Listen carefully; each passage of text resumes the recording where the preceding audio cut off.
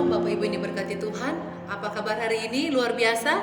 Saya percaya hari ini kita luar biasa, sehat dan bersemangat untuk menjalani doa ibadah puasa kita hari ini. Amin. Sebelum kita lebih lanjut dalam menyembah Tuhan hari ini, mari kita buka ibadah kita dalam doa. Mari kita berdoa.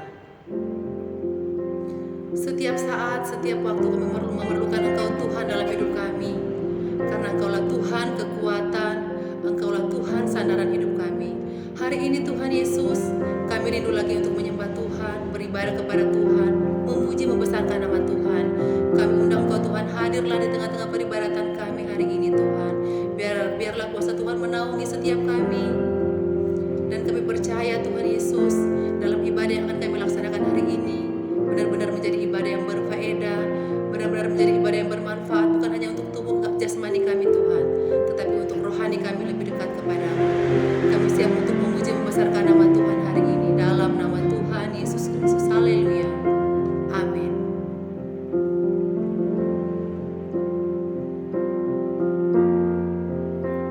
Ya Tuhan, tiap jam ku memerlukanmu. Engkaulah yang memberi sejahtera penuh. Setiap jam ya Tuhan, di Kau ku perlukan. Ku datang juru selamat, berkatilah.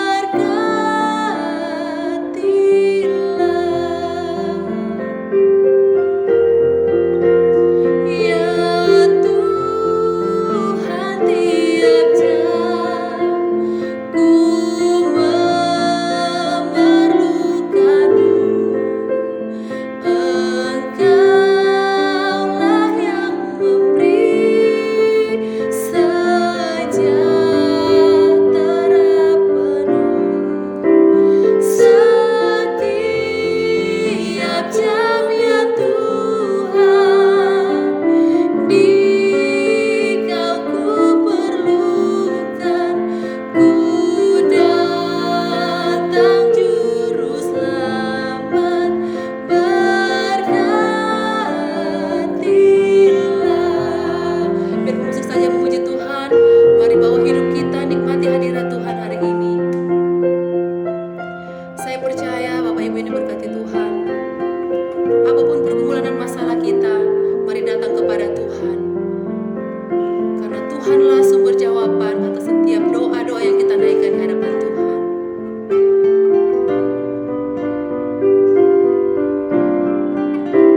Ya Tuhan, tiap jam ku memerlukanmu.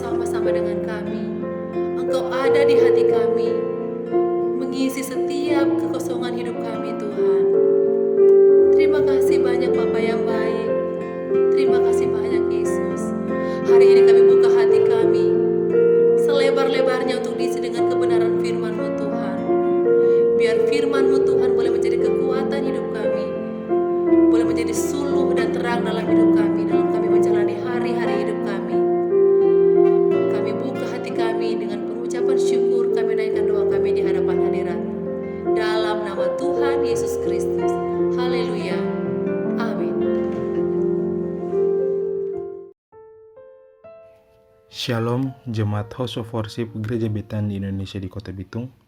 Pada kesempatan kali ini, saya akan membawakan renungan dengan tema selfless atau kerendahan hati.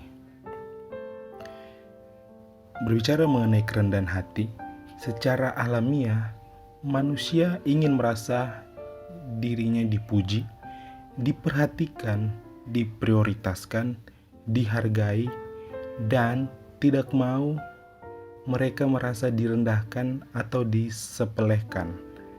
Karena itu, manusia cenderung ingin meninggikan diri dan sulit merendahkan hati. Apalagi di zaman yang keras seperti ini, kita pasti akan sulit menemukan orang-orang yang rendah hati karena kebanyakan orang berpikir bahwa kerendahan hati itu identik dengan kelemahan dan mereka lebih mementingkan pamor dan gengsi mereka. Sekarang kita akan membaca Alkitab di kitab Lukas 14 ayat yang ke-11 yang berbunyi demikian. Sebab barang siapa meninggikan diri, ia akan direndahkan, dan barang siapa merendahkan diri, ia akan ditinggikan. Seperti peribahasa padi.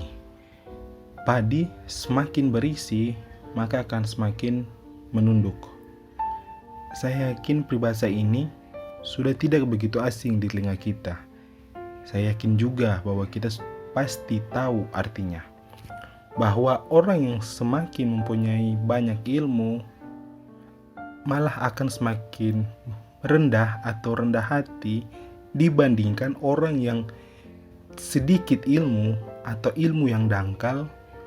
Ini diibaratkan sebagai padi yang mudah yang berdiri tegak atau lebih congkak hatinya.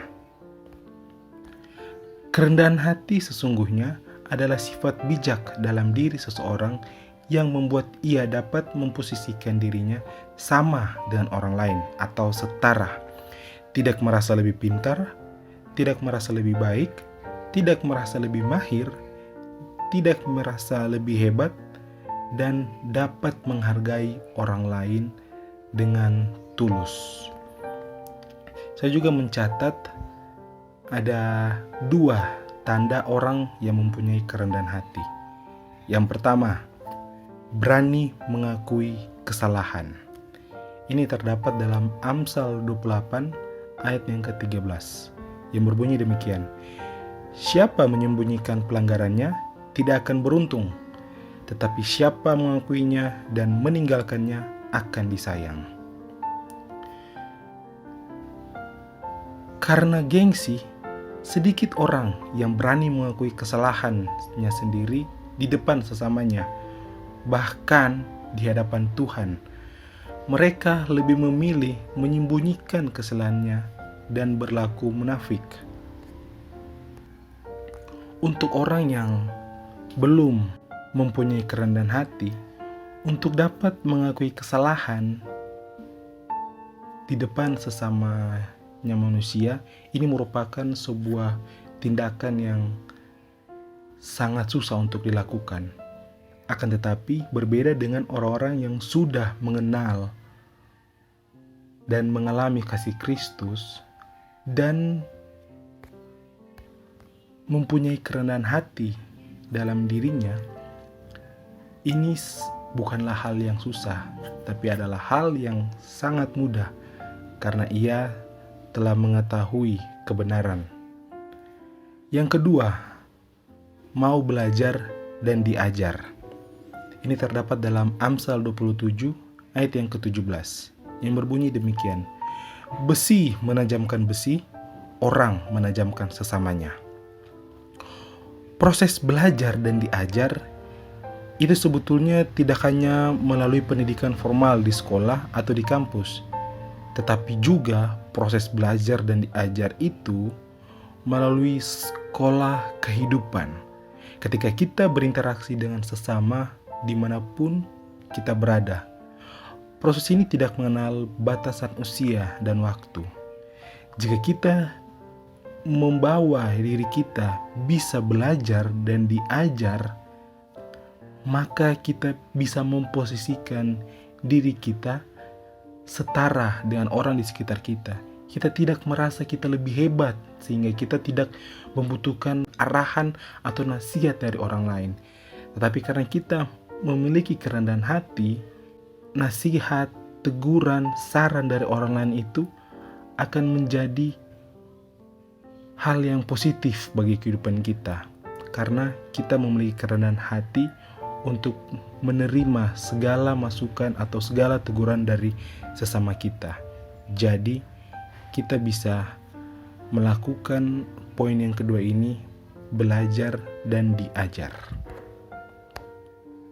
Jadi kembali lagi, di hari ini kita diingatkan akan pentingnya sebuah sikap rendah hati. Rendah hati sangat berbeda dan bertolak belakang dengan rendah diri. Rendah hati berarti tidak memposisikan dirinya lebih tinggi daripada orang lain, namun sejajar atau bahkan rela merendahkan sikapnya dibandingkan dengan yang lain. Yesus di sini kembali mengingatkan kita untuk merendahkan diri, terutama ketika kita ingin melayaninya. Sebab barang siapa meninggikan diri, ia akan direndahkan, dan barang siapa merendahkan diri, ia akan ditinggikan. Satu ayat terakhir yang akan menutup renungan kita di hari ini terdapat dalam Amsal 18 ayat yang ke-12. Tinggi hati mendahului kehancuran, tetapi kerendahan hati mendahului kehormatan. Saya berharap pada renungan kali ini kita bisa sama-sama kembali mempunyai kerendahan hati dalam diri kita, agar kita bisa menjadi berkat dan buah kita bisa dirasakan oleh orang di sekitar kita. Tuhan Yesus memberkati. Mari kita berdoa. Ya Tuhan, terima kasih ya Bapa buat pengajaran yang Engkau berikan dalam kehidupan kami Tuhan. Kami diingatkan lagi ya Bapa untuk dapat lebih rendah hati, agar kami Tuhan bisa mengikuti gaya hidup atau teladan yang Engkau berikan ya Bapa. Mari Tuhan, ingatkan dan tegurlah kami terus ya Bapa, agar kami tidak merasa lebih hebat dari orang lain. Karena pada saat kami merasa hebat dan tinggi hati, disitulah kehancuran kami ya Bapa. Oleh sebab itu, kami meminta pertolongan Tuhan dan bimbingan Tuhan untuk terus melembutkan hati kami, agar kami dapat terus mempunyai kerendahan hati. Di dalam nama Tuhan Yesus kami berdoa dan mengucap syukur. Haleluya. Amin.